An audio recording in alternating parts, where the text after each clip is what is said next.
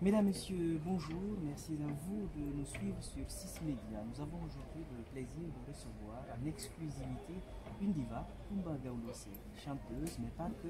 Vous êtes aussi panafricaine et engagée pour le développement de l'Afrique.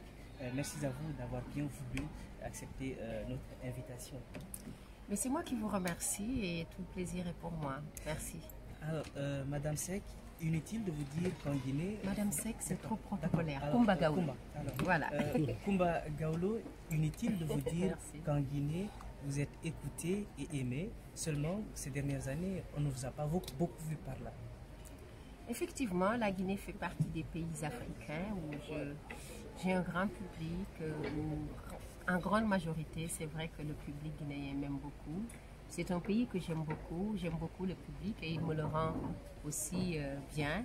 Et il est vrai aussi que ces dernières années, je ne suis pas beaucoup venue en Guinée-Conakry, dû à mes autres chantiers, parce que je suis dans beaucoup d'autres pays avec mes tournées.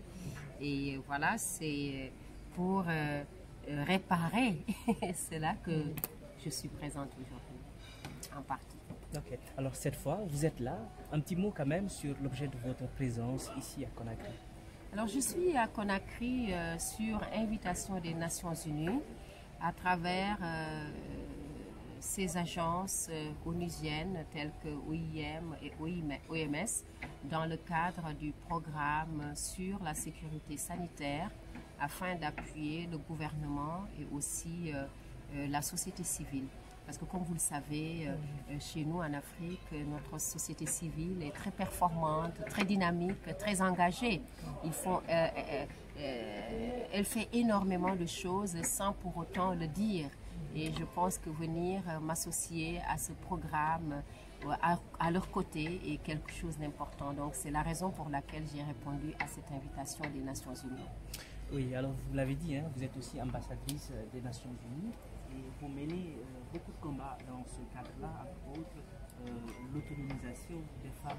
Dites-nous à quel moment avez-vous pris conscience qu'il fallait mener ce combat, qu'il était important et essentiel de mener ce combat-là? Depuis toujours.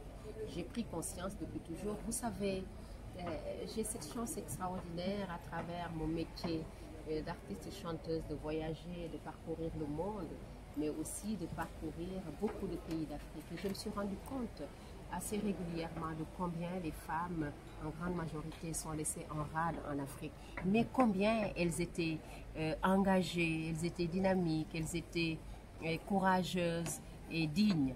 Et au vu de tout cela, je me suis dit qu'il était important quand même de mettre mon nom, mon aura, mon image, mon expertise et mon expérience au profit de l'Afrique, au profit des combats pour les femmes, pour le respect scrupuleux de leurs droits, pour l'autonomisation surtout de la femme, le renforcement de l'entrepreneuriat et du leadership féminin. C'est très important pour moi.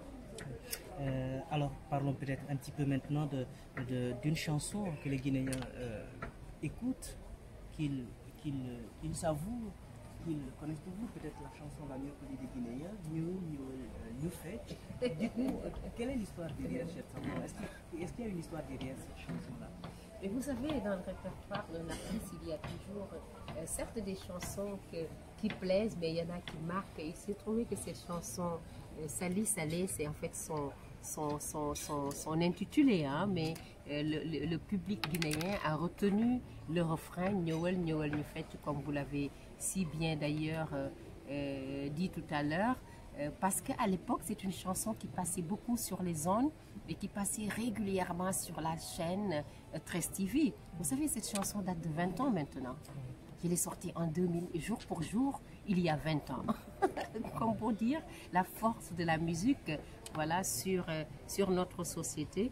Et l'histoire de cette chanson n'est rien d'autre qu'une histoire d'invite à la danse, invite à la chanson, invite voilà, à la joie de vivre. C'est juste cela. Votre dernier album, justement, Terroir, célèbre la culture africaine dans sa globalité. La chanson Sio, par exemple, déjà un succès. On parle du mariage traditionnel dans la communauté alpulaar. Est-ce qu'on peut dire que ce dernier album est un album engagé? Ah oui, ce dernier album est plus qu'un album engagé. C'est non seulement un album engagé, mais c'est un album pur, c'est un album fort. C'est un album qui fait le plaidoyer pour le retour aux sources. Et aujourd'hui, je me réjouis de l'accueil qui lui a été réservé par le public sénégalais, mais africain et le public mondial, puisque l'album a été déclaré parmi les 10 meilleurs au monde par iTunes.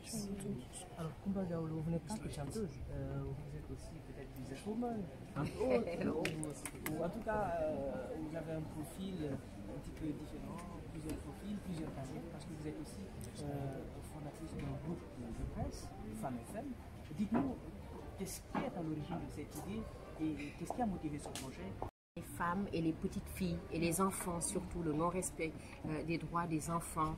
Et je me suis rendu compte aussi que à travers ces déplacements, que les femmes avaient besoin de plateformes pour discuter. Les femmes avaient besoin d'exposer leurs idées, de parler librement sans être jugées, de parler librement sans avoir peur du regard de l'autre. Et c'est à la suite de tout cela que je me suis dit, je vais lancer un groupe, pas forcément pour la même vision que le feraient d'autres personnes, mais pour renforcer cette ambition d'aider les femmes. Nombre de vos projets ou initiatives sont également liés à la musique. Nous sommes par exemple ici au festival Chant des Linguères. Dites-nous, qu'est-ce qui fait la particularité de ce festival? Écoutez, Chant des Linguères est un festival pour les femmes, par les femmes, pour défendre le droit des femmes. Toujours les femmes, me diriez-vous. Mais vous savez, et le but de ce festival est donc de réunir les chanteuses africaines en passant par la musique pour échanger sur les droits des femmes. Et à mon avis, qui de mieux placé que les femmes pour parler de leurs problèmes? Raison pour laquelle j'ai organisé il y a 3 ans de cela ce festival qui en 2020 en sera à sa 3e édition pour échanger sur plusieurs thématiques, particulièrement ou parmi lesquelles celle du dividende démographique et l'autonomisation des femmes au Sahel. Et dans ce programme du dividende démographique et autonomisation des femmes au Sahel, nous y trouvons ces différents composantes telles que la scolarisation des filles, leur maintien à l'école, la violence basée sur les femmes et les filles, les petites filles, l'excision, plus connue, en fait les mutilations génitales féminines, plus connues sous le nom de l'excision, le mariage des enfants, l'espacement des naissances. Bref, le festival est une sorte de plateforme qui permet d'échanger de tous les problèmes que rencontrent les femmes et les filles dans notre société sans tabou.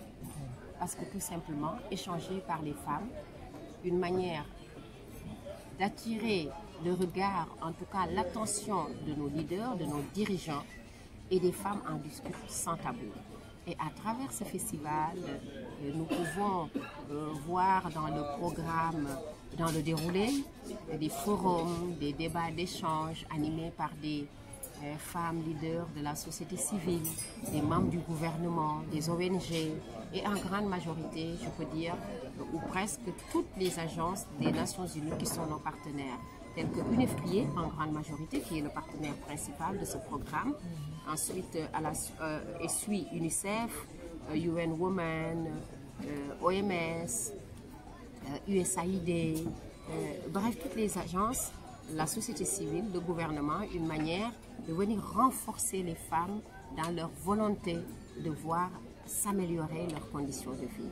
Et en plus maintenant de ces forums, de ces échanges, de ces débats, de ces discussions, forums de discussion et partage d'expériences, il y a bien entendu le volet culturel, à savoir les méga-concerts, les soirées de gala, mais surtout le dîner de gala de récompense des femmes, de remise de trophées à des femmes leaders, une manière d'encourager l'entrepreneuriat et le leadership féminin et servir de modèle à la jeune génération, ces femmes-là, servir de modèle ces femmes dynamiques, entreprenantes à la jeune génération.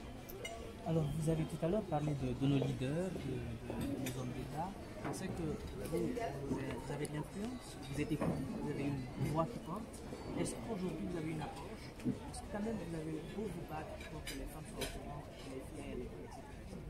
Mais si en réalité il n'y a pas de politique mise en place aidée à la réalisation de ces projets-là, ça ne marche pas.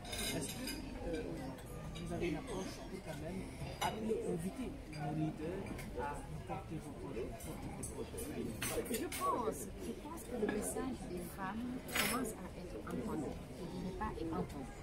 Il commence à être entendu parce que chez moi au Sénégal, récemment, le président de la République, son Excellence Macky Sall, a voté la loi sur la criminalisation du viol et de la pédophilie. À l'époque, c'était 10 ans.